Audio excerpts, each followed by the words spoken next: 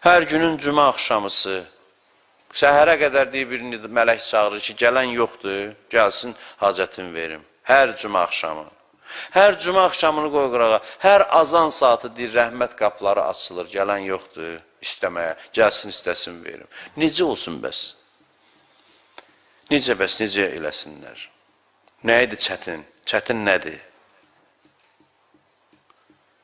Allah hey bizə güzəşt eləyir, üzür gətirir.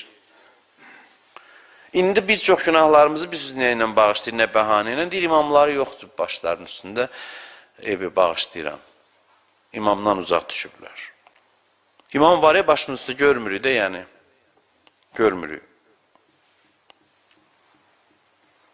Özü buyurur ki, nə qədər bəlalar bizim dualarımızla sizdən uzaqlaşır. Biz onu görmürük. İndi də bizi nə qədər bəladan, günahdan o qoruyur, onun duaları qoruyur.